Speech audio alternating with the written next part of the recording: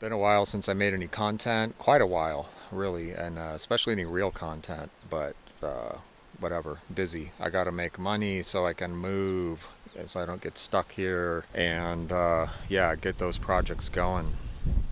The clock is a ticking. I got skin cancer last year. Some screw up with the lab. They didn't even know until like 9 months later. They called me and they're like, your biopsy was positive, but no one got the results. Yeah, it was positive. It was malignant melanoma, but the biopsy showed that they had gotten the entire margin of the skin cancer, but then they took out a big chunk of skin on my arm here. Big scar. Yeah, dodged a bullet there, hopefully, as far as I know. Yeah, anyway, the clock's ticking. I'm 57. I only have so much more time to work, so I need to get moved and get stuff established, reestablished. Trees and all the plants I breed with and stuff take a long time to grow. So let's go see what's going on today and do a little bit of work. This pollinated really well. I hate pollinating this variety. It's sunrise, and the girl parts of the flower are buried way down in the flower, so it's much more difficult to pollinate. But this actually did really well. And so this is sunrise crossed with a red fleshed apple that I'm real excited about.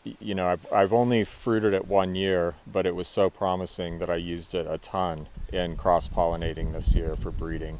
Pollination, it was kind of like not great this year. It never is. Some varieties pollinate easy and some don't. And so, get a lot of bags where there's just a couple of apples in there. These chestnut look pretty good, and actually it's one that I've had a lot of trouble with in the past. Okay, so this one's actually a fail.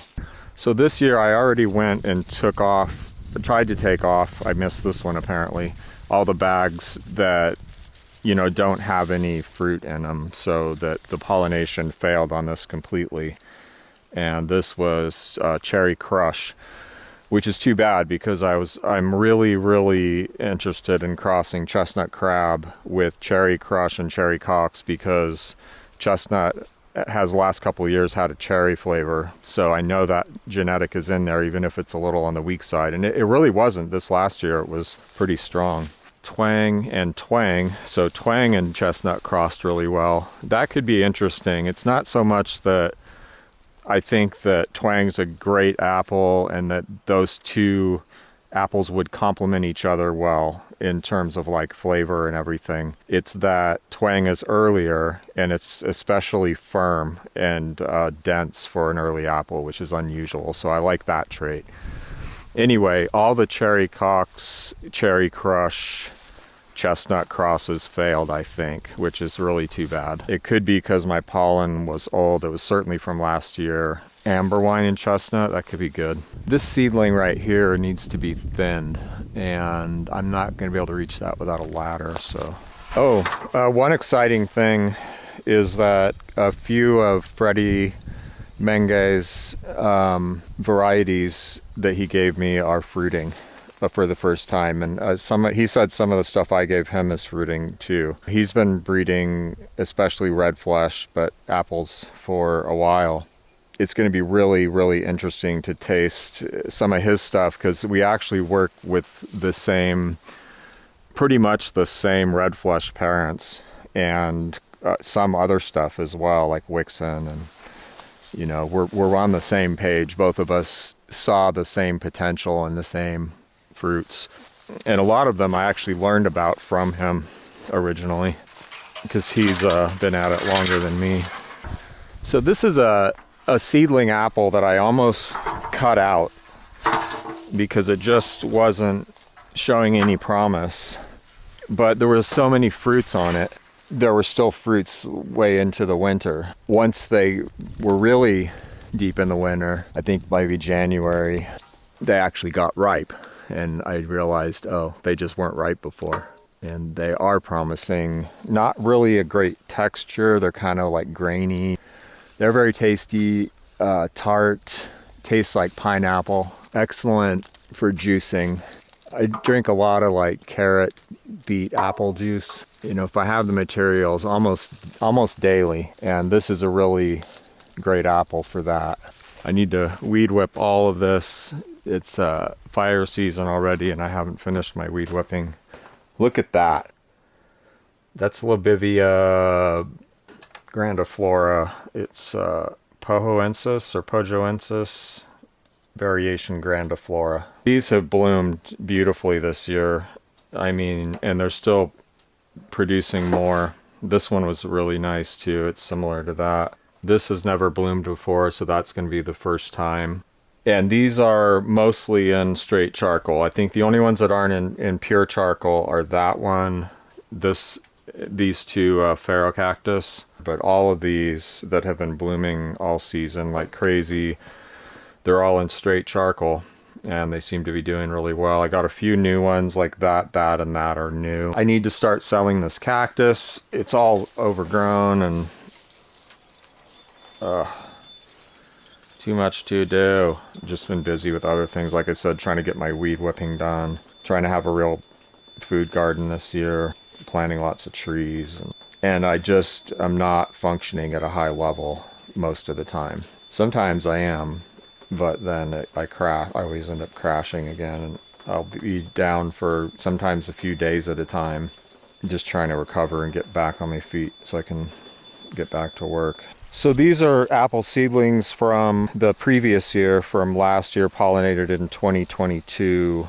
They did very poorly. I was not able to keep up with watering them enough, and I lost probably 75% of them. I'm doing much better this year, but this bed is just way out, away from everything else. It's easy to forget about, and I think rodents took some out too. That right there was a beet plant that obviously a gopher found and pulled down into the ground. That just happened because it's still, not completely wilted. Let's go get a trap and a trowel and see if we can do in this gopher. There's two gopher traps that I use a lot and that I think are both good and both recommended, but they're used for different things. This is the black hole. Get the old round style. They changed it to square, and then people didn't like the square ones, so they started making the round ones again. So as far as I know, they're still available. So these are used in a single set. Let's say I dig this and it's a feeding tunnel and it goes one direction, but it's not like a continuous tunnel. There's not two directions.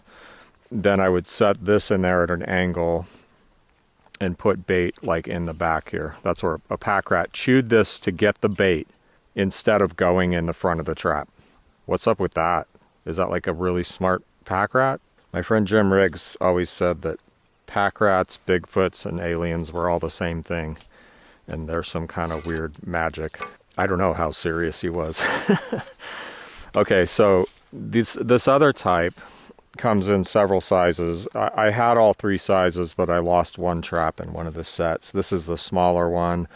They're good for moles and gophers. So they're a cinch trap. They're similar to what's called Maccabee, except that they actually work and they last. They're stainless steel. These things are really, really high quality traps, and they work. When I first got my first set of these, I trapped the first 6 gophers I put sets out for, I got. Unfortunately, my success rate isn't still that high. Is a single tunnel going in one direction. So I have two options here. One is I could follow this back until I hit a point at which I hit a main tunnel that's going in two directions, and I can set these in there, one going each way. Or I just use the black hole here, and that's what I'm going to do. I'm going to set this to like a hair trigger,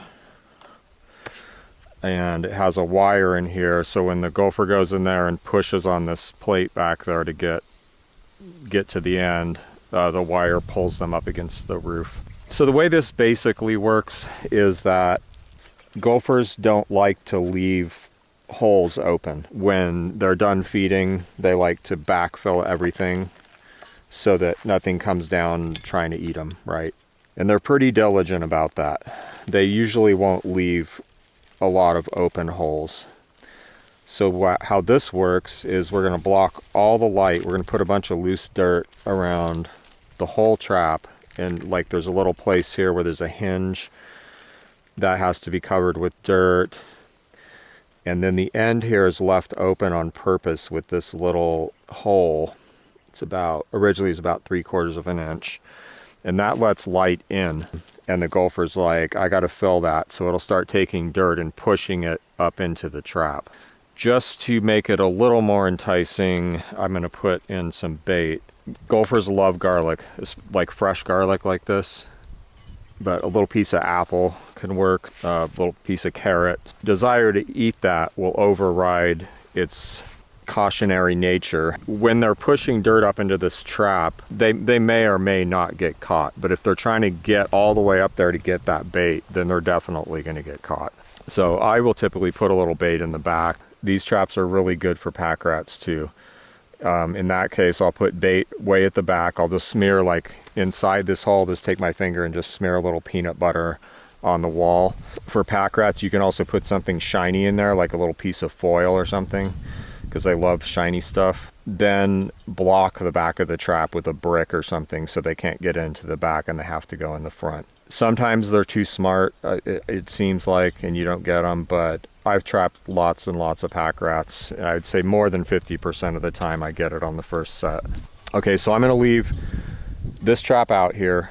If he backfills this and I don't get him, then I'll follow this tunnel down and try to do a second set in there. That stainless trap is from Trapline Products. I can't really recommend them enough. I think they're fantastic. If you're serious and you have like a whole farm and you have serious gopher problems and moles too, I use them for moles, get all 3 sizes and tie them together, a set of them together with a string, because usually you'll be setting 2 at a time, 1 down each direction. If you don't have a string, that's how I lost one of my traps. Is I was like, I knew to have a string, but I had just got the traps and there was no string handy, and I was just like, oh, I'll just set it this one time, drug it off, never saw it. I dug the whole area up with a shovel, like looking for that trap. So if you get all 3 sizes, you know, then you're set, and you just pick the one that fits in the tunnel, the closest. You know, you want it to be tight, like you want it to be as big as possible for the size of the tunnel. I guess if you're trapping gophers, and moles, I would get the largest size and the smallest size, but ideally all 3 sizes. And if you're going to get one, I would get probably the medium size. Even though they're a little big for some tunnels, you can take the trowel and kind of dig out a little bit and try to make more room. But kind of the further you can shove it down into there, the better. Well, let's see what we can get into out here. So these are what's left of the flats of apples. I'll show you the main bed, which has, I think it's about 300 plants. Here's 3 that sprouted late, but I haven't seen a new sprout come up for about a week. So I think it's time. Here's one right here.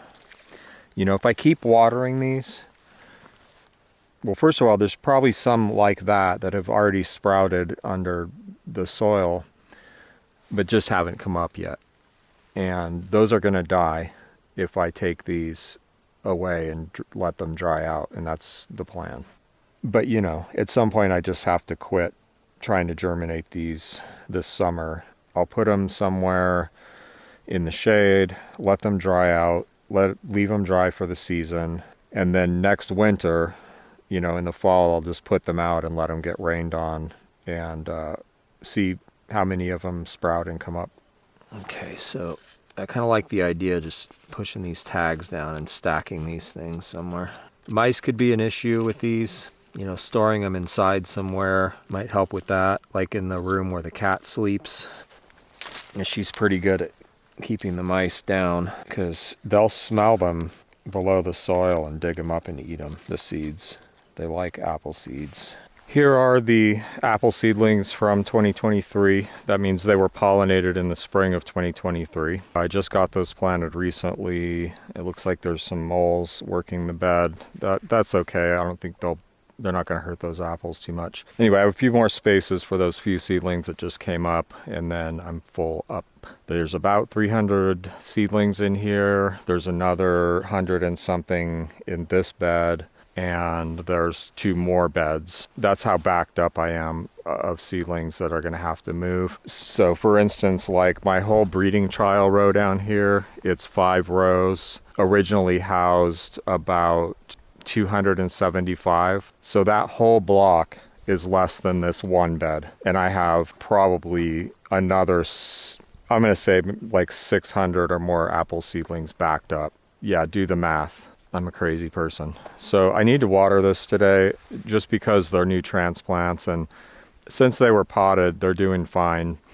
And really, these are the healthiest, overall best batch of seedlings I've ever grown. They're doing good, but I want to keep up on watering them by hand for a while at least, and hopefully through the whole season. This bed is a combination of, you know, different heirlooms and other established known apple varieties that I use for breeding work or that I just want to grow and eat. And a bunch of, like, most of them are actually my seedlings, and some, you know, have multiple copies. Some stuff that isn't even released yet, like this one really good red fleshed apple that I mentioned earlier that I've been using in breeding. I have a great name for that, and almost sure I'm going to use that name, but I don't like to release names until I release the apple, because I still could change my mind. That apple could turn out to have something really wrong with it that I just haven't seen yet, because I've really only fruited it and eaten it 1 year. It was really good, and I'm pretty sure it's going to be a winner. Look at that color. Rubaiyat Pink Parfait 15-2. Wow. Yeah, a lot of interesting flavor. This one, at least this year, really tastes a lot like roses, which you do get in these red fleshed apples sometimes. I don't think I've ever encountered it more than in this. A little peculiar, but quite interesting and yummy. Yeah, so like the color's not bad. It's really actually pretty good. Probably the first year this thing is fruited, or, you know, it's definitely still like coming into its own. It's not a very super nice tree or anything, so 100% graft this one out. Very intriguing. I gotta stop. If I tell you the name, which is a great name, and then he starts using it, and then the apple doesn't pan out, and I have to, like, then I'll end up using that name for another apple, and everyone will be confused, including me. So David the Good turned me on to these things. It's called the Planet Junior. The ergonomics aren't very good. It needs modification. Planet Junior cultivator, and I found this at a yard sale for 20 bucks. And it has 2 more attachments to it. One is a furrower to, like, open a row for planting potatoes or whatever. And it has these tine cultivators, and then like one that is flat, so it goes under the surface and kind of slices weeds off, I guess. Wouldn't have really known what this was or thought it was a good idea, except that David the Good's always talking about them. And so I knew what it was, and I was like, if I don't buy this, David's going to kill me. So I bought it just as a matter of survival. But it's great. I used it once just to cultivate like this, and I was sold. Because normally I'd have to use a hoe to do all that. Which I'm going to fill in right now with the hoe. New hoes. I'm really into this hoe. It is great, and they're super cheap. Ow! There's still some splinter in there. Man, it's really stuck. We'll have to get that out later. Anyway, these hoes are great. I got them on Amazon. It was $16 or $17 for 2 of these things. I'm going to keep one like this with just a little short wooden handle for hand cultivating. It's nice and thin. It slices under the soil really well to just cut plant roots. It's got these nice pointy ends, so you can use it to kind of like do detail work, pop out weeds. The hole in it, I think, does help a little bit with it skimming under the soil and not, you know, dragging too much dirt with it.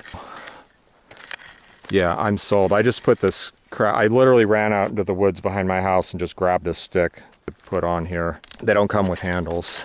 But for this type of cultivating, to just loosen the soil, slice weeds under the surface, you know, they're lightweight. They're not something you're going to be hacking and digging with. They're really, it's a subsurface dragger type of hoe. I would probably use this. I used to use stirrup hoes, aka a hula hoe, reciprocating hoe, a lot. I probably will use this much more now. Highly recommend it. I'll put an Amazon link, and you can't beat the price, although if you buy a handle, it's going to cost quite a bit, and I'm going to either buy a handle or make a decent one because this one's not cutting it. You'll see me in 5 years, I'll still be using this stupid handle probably. And this is just impossible to cultivate, so at some point I'll be mulching this whole thing. Once they grow up a little bit more, like get a foot tall or so. Whoa, that splinter is not fun. I'm gonna have to water these by hand for a while. You know, they're new transplants, the more water they have, the better. And really, for me, unless they're on some kind of automated watering, if I'm not watering by hand, they're not gonna get watered enough, because I'll always be like, oh, if I'm gonna use a sprinkler, well, I'll do it tomorrow, then I'll do it the next day, then the next day. And, you know, you have to come out here, drag the sprinkler out, set it up, make sure it's working, which my sprinkler isn't even working well. And then remember to come back when, and however long, and move it. But if I just take the 5 or 6 minutes a day it'll probably take to water this by hand, they'll keep growing vigorously, and it just helps keep me in touch with them and what they're doing. Any problems, gophers, hopefully no deer will get in here. I've never really had deer in this garden, maybe once or twice in 17 years. But man, if I did get one in here, that would be a real disaster. So the plan with these is to grow them in this bed probably for 2 years. But the goal will be to grow them really fast and tall like these. This is only their second year, and they grew like crazy last year. And the rationale, it's something that breeders do that I want to try, is growing them up, and all the wood down here in the lower part of the tree is like this immature juvenile wood. And it takes a really long time to get out of that stage and into like the mature stage where, you know, it can reproduce and produce fruit. The goal this time, like these all grow up for another year, and then I'm going to take the tallest point and just take the end of it and graft that. I'm going to cut this down and graft it back onto the base dwarfing rootstock here, and then grow it all over again. The idea is to get rid of all this juvenile wood down here that doesn't produce fruit, and it'll stay that way. Like if I grew these out in trial rows like that, they would start fruiting way up high, and if I cut them down to keep them short, then I'm cutting off the wood that's eventually going to fruit. So hopefully we'll get fruit a little bit faster, maybe a year or two, I'm hoping, and basically grow up all this really juvenile wood and then just get rid of it and start over with the maturest part of the tree. This is a Franken tree of different varieties of mine. This one's not doing well. It looks like it has aphids, or is that aphids? Something. I get this thing where the leaves curl up. It'll just happen to some branches on some trees. You see how like I grafted this middle part to grow, that's musketeer, and it's not growing? It's because it has these big branches on it. They each think that they're their own top of a big tree, and they're going to kind of grow out and up and actually suppress or prevent this from getting as much resource. So I may end up having to cut the center out because it's just not going to grow, but we'll give it a chance this year and see what it does. If it just grows big enough to produce fruit, that's fine. In fact, that's what I want, and that's part of why I like this system of modified central leader, is because all these big branches that go out and up siphon off a lot of the resources and prevent this from growing too much. But in this case, they may prevent it from growing really too much. Prevent it too much from growing much. Wanted to check and see that it's still growing. Like these tips are all still actively growing. You know, if it gets too dry, it'll just stop growing, and it might be hard to restart it. So I got to keep up with the water on this. This is garlic in here. It's not ready yet, but cool varieties. These are hard-neck varieties that produce just a few very large cloves. So this one is called Music, and it typically will produce 6 cloves. Like, it's a big clump of garlic, and so the cloves are really big, but they're 6 and they're super symmetrical. It's a beautiful garlic. I didn't ever cut these scapes off. So I also got my potato onions back because I didn't have potato onions for many years. I lost all my seed stock, and my mom found some from somebody local that I think originally may have gotten them for me. I'm not sure, but I'll be able to build that back up now. So what I'm doing here is, this is Asian cabbage for kimchi. I love kimchi. I could eat tons and tons of it. I think there's 8 here if they all grow well. You know, in the summer like this, when it's hot, you have to water and feed that stuff like crazy. Just like really, really consistent to get good heads. We'll see if I can pull it off. I already have beets there. This originally was carrots, but it was completely wiped out. There was literally 1 carrot plant survived. So in this bed, I'm putting in some scallions. Actually, these are Rose de Roscoff, but it's too late to be planting these. But what I'm going to do is I'm going to plant them anyway. I'm going to plant them very close together, like an inch apart, and just try to grow them out as like little 1-inch onions for my kimchi or other ferments. I mean, you can ferment everything, and some people are just ferment crazy and they ferment everything, but I find there's only a few things that I actually want to eat fermented. One is kimchi. I can just put that stuff away. I made sauerkraut recently, or a while back, and it just sat in the fridge for months and months and months, and I'm like, once in a while I'd eat a little bit of it. You know, if I'm eating like sausages and cabbage or something with potatoes, then yeah, I'll pile a bunch of it on and eat it with that. But kimchi, I'll just take out of the fridge and just eat a bunch of it with a pair of chopsticks. And the other one is gardeniera, which is like just mixed vegetables. The base is always cauliflower for me, little onions or scallions, some pepper, carrots, turnips are good, stuff like that. And it's just kind of a mixed pickled vegetable with a little spice in there, maybe like some coriander and black pepper and stuff, celery too. And those 2 things I'll eat a ton of, or pickled peppers, like a pepperoncini. Those I'll eat a lot of too. One of my favorite things in gardeniera is the little onions. I mean, that's like kind of the highlight of the whole thing, is these little like round, you know, fermented pearl onions. Really the best way to do this might be to open a furrow and just lay the onions in. Yeah, this is good for furrowing too. Yeah, I think it'll work to just kind of lay these in. Maybe we'll go for about 1.5 inches apart. What's going to happen with these is they're going to decide they're done soon, like midsummer, sometime in July. They'll just quit growing, period, no matter what. It doesn't matter if they have water, they're on a timer that goes with daylight hours. So they're just going to quit growing, and there's no reason to plant them far apart because there's not enough time for them to make big bulbs. Hopefully they'll have time to grow into like 1-inch onions. That's kind of what I want. But whatever they make, they'll make something useful that I can use for something. Most of my garden has been taken up by reading projects and stuff like that. About half of it maybe. But this year I'm just really trying to have a decent food garden, get back to my roots, you know. If I don't have time to grow a decent food garden, something's not going right in my life. Okay, so I think I'm going to be able to do something like push these from both sides. Yeah, that worked. They're going a little deep, but that's all right.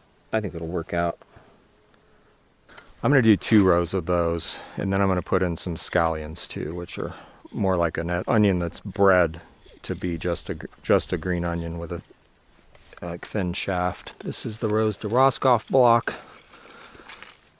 Typically, when I plant onions like this, I will trim the roots down to something like that. So these are scallions. They're totally overgrown, but for chopping up to put in kimchi, these will be great. I don't want to have to be buying scallions for my kimchi. These are looking like they want to bulb up. We'll see what they do. Doesn't really matter though. Whatever they grow like, they'll be useful. Hopefully the timing on these will work out. Those Asian cabbages grow super fast. And if I was making kimchi right now, I'd just take that flat of starts and chop them up and throw them in there. When I go to town, I might just bite the bullet and buy a head of cabbage. But I picked one of those things up last time I was in town. I was thinking I'll make some kimchi. And the thing weighed like over 3 pounds. It's not that cheap.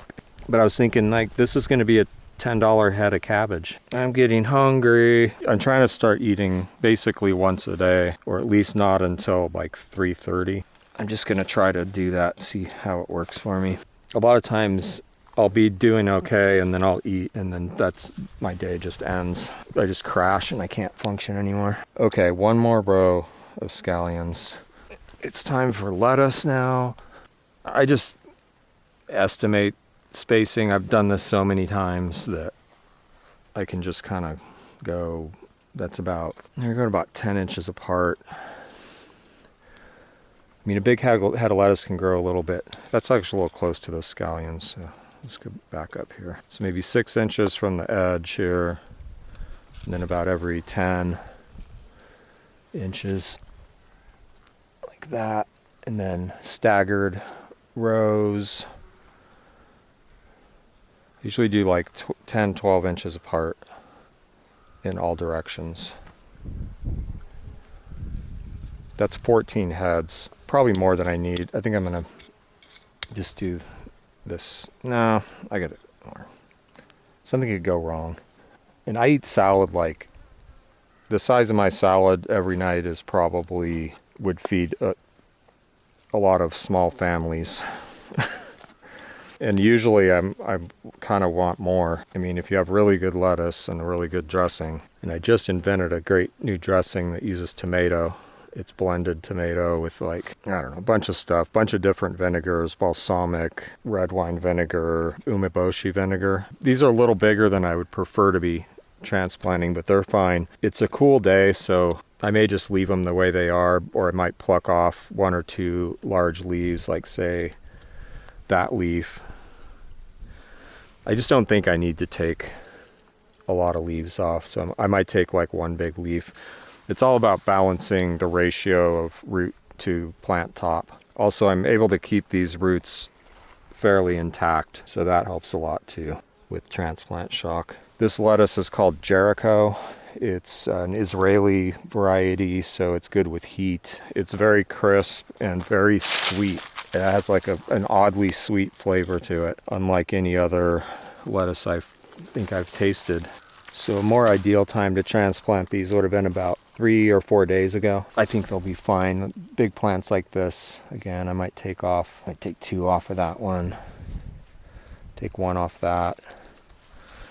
The roots are larger, which is good for transplanting, but if the tops are too big, they'll still pull away too much water from the root that won't be able to keep up if it's newly transplanted. So that's why they say you need to balance the ratio of top to root. And of course, this lettuce is the one I sell sometimes. I don't have any seed this year. Bronze Beauty, outstanding leaf lettuce.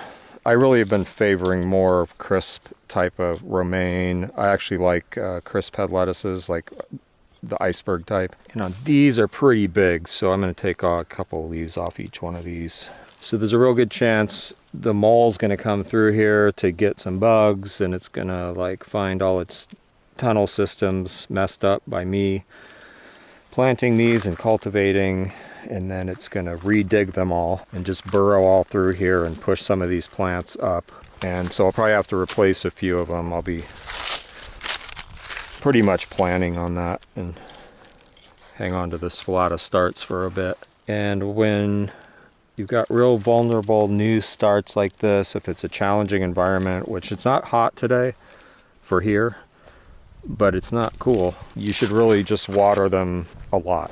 Just because the soil is wet, like damp, like this, doesn't really mean anything to a new start. They need like wet, so the roots are like, there's a bunch of water touching the roots frequently. Yeah, it's just like, think like the roots need to be soaked. My schedule for lettuce is when I plant lettuce in the ground like this, these starts, I start a new flat. So that flat also has some kale, which I want to plant out maybe today, maybe even right here, or maybe I'll put them on the end of that bed because that's pretty much open now. And some extra Chinese cabbage starts, so if those don't make it, any of those get messed up, I can transplant some out and keep going. I think there's enough room in there to plant lettuce for a succession. But if I do that and just every time I put the starts out, start a new batch in a flat, then I end up with enough lettuce all summer. And with bronze arrowhead, I think I'm going to do twice as much romaine. I'm just really into the crispy lettuces right now. As much as I love bronze arrow, it's also a really good summer performer. I'm not going to label these because it's the last thing I'm planting in this flat. I can easily remember it. They'll be germinated and out of the ground within 5 days. They're 2 different colors, so I know what they are. Planting depths, whatever. I mean, I oversow everything. There's this whole thing about, like, you know, you plant it so many times the depth of the seed deep. If the soil's loose, even a small seed, most of them can push through quite a bit of soil. Okay, next we're going to harvest these amaranth greens because they're taking over. This is just, you know, a weed, also called pigweed, redroot amaranth. Very nutritious, as I understand, and quite tasty. I think it's great.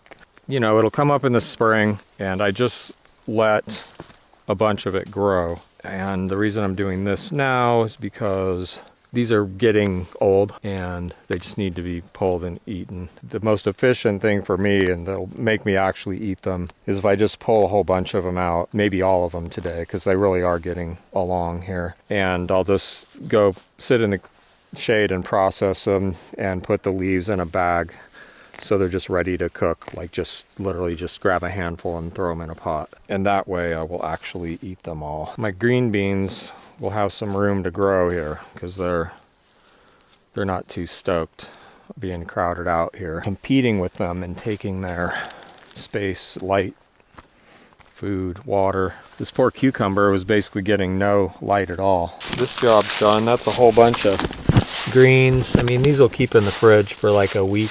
This is Loquat, and it's related to, it's in like the rose family, like a lot of our edible fruits are, or many. And these are large ones. So this is not usually a very large fruit. There's an especially big one here. That one's especially large. But this variety is an improved variety. It's called Oliver, and it is so much better than the seedlings I grew up eating. So I grew up in like northern central California. These trees were all over the city I grew up in, San Jose. My friend across the street had one in her backyard, but they're almost all these like very small fruits with very thin flesh, and it's mostly seeds. It's worth getting an improved variety, first of all, and I would highly recommend this variety here. I'm really interested in breeding these, and I think it'll go really well. I think there's lots of room for improvement. It's a delicious fruit. It's disease resistant. It just doesn't seem to be bothered by much of anything. It's drought tolerant once it's established, just a hardy, high performing tree. And it's also very beautiful evergreen leaves. These leaves also have medicinal uses. It's a soft fruit, maybe similar to eating like an apricot. The flavor is hard to describe, but it's just really good. This one's not even totally ripe. It's really good. These big shiny seeds in the middle. And in this variety, it's usually 1 or 2 seeds, sometimes 3. So I like to peel this skin off before I eat it, but also inside there's this sort of a membrane that, you know, you can eat, but it's just a chunk of fibery stuff.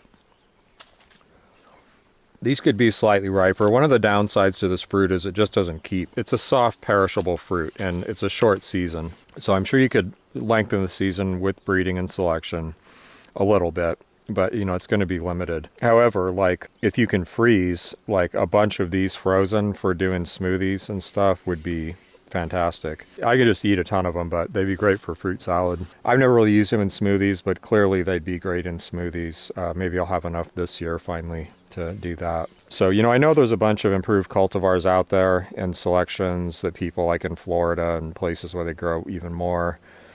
have made. What I'd like to do is just collect as many of those as I can from anyone who knows what's good, and then trial them out and start breeding them to increase size, flavor, maybe like, thicker flesh or smaller seed cavities. There's all kinds of things you could pursue.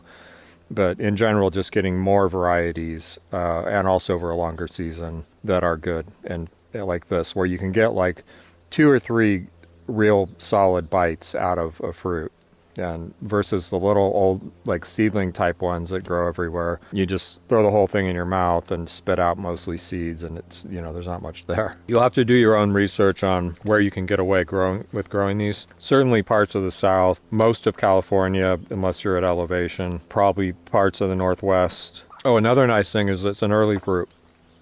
So right now it's mid-June, and I think you could get them earlier than this.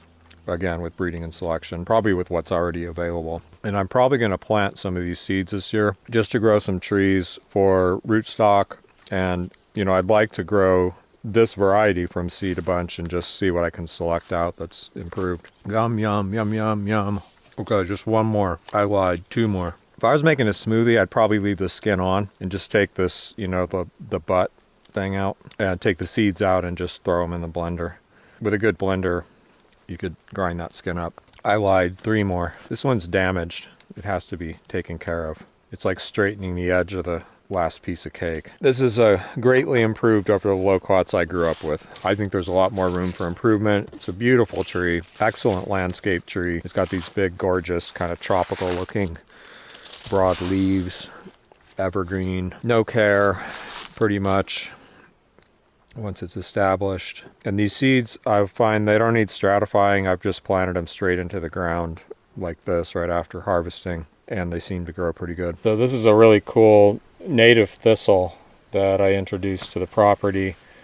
It's unique among thistles as far as I know, the thistles that I know, because it isn't invasive or aggressive. It's actually pretty wimpy, and it doesn't grow very many places, and it doesn't reproduce that well. It really likes scruffy, dry environments where it doesn't have to compete a lot for resources, and it's got these beautiful scarlet flowers. So as this starts to seed out, I'll be collecting the seed to spread around this property and wherever else it might grow. This is probably the biggest one I've ever seen in my life. It's 2 years old. After this year, after it finishes flowering, it'll die. Usually it only lives 1 to 2 years, so it has to keep reseeding, and it doesn't reseed all that well. I'm going to gather some of this St. John's wort. It has like various medicinal uses. People use it to treat depression, but also other neurological problems. And I think this would be about the time to get them. It might be a little bit late. It also opens one of the detoxification pathways. There's these pathways in your body to detoxification that can get blocked or, just need encouragement sometimes. There's a lot of it here, St. John's wort. So I may do that this evening. I'll probably just go along and clip off the flower heads and then dry them in the shade. It's really common on roadsides in the Northwest. You'll see it a lot. It likes disturbed areas, kind of compacted disturbed areas. And this is like sort of a pathway roadbed. I'm always mowing it and screwing with it. So it really likes to grow here. So another thing people do with St. John's wort, if you collect just the flower buds that aren't open yet, like this one right here, they have this red, can you see that? Purple red juice in them. And you can take these, kind of pinch off the unopened flowers like that and just put them in olive oil and soak them in the sun for a day.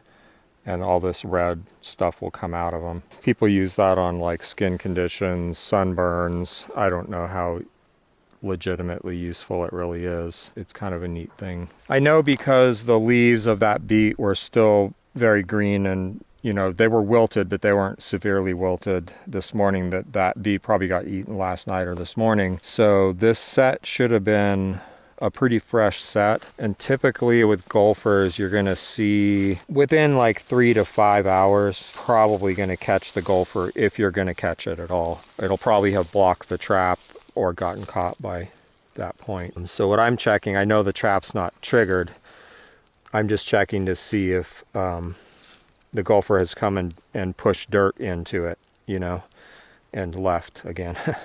Oh, look. Okay, so I was wrong the first time around. And there is a tunnel going both ways. So this gopher could come from either direction. This time, we'll put this in there, and I'll check it again tomorrow. This size slid way back in the hole, which I prefer. Sometimes if the hole's really big and it goes in too easy, the trap will be a little bit small for the gopher. But this next size up is really a large trap size. But you want to really grind these into and bed them down into the dirt really well. Sometimes I'll even just throw a little dirt in there. Then we'll put this, bruise this garlic up a little bit so it smells good. See if we can interest them in that. And then we're going to cover that completely. Piece of plywood or whatever you got. These roofing slates work real good. And then I want to block all the light around the edges. Although if it's a gopher, it might come and try to fix the hole, but more typically it's just going to try to backfill the tunnel, and there's a good chance at that point that it won't get caught. So now we have a set that's like, you know, the tunnel's going both directions, so whichever way they come, hopefully we'll get them. But sometimes you'll find that they'll come across the trap and they'll backfill that side, and then they'll end up coming back the other way and backfilling that one too. And sometimes you don't get get them from either side. Okay, it's 2 days later. I forgot to check this trap yesterday. Still haven't finished editing all that video. Okay, so gopher backfilled one. So remember we had a tunnel coming this way and a tunnel going this way. And so it backfilled this one. But it also got caught. All right, well now my trees are safer. I don't know if the cattle want to eat this because it's been sitting around for a while. Yeah, it doesn't smell too good. Well, we'll just feed it to the plants here. Well, you play, you pay. These traps work. Out here, you know, you got to have stuff that works. These things have proven themselves over time.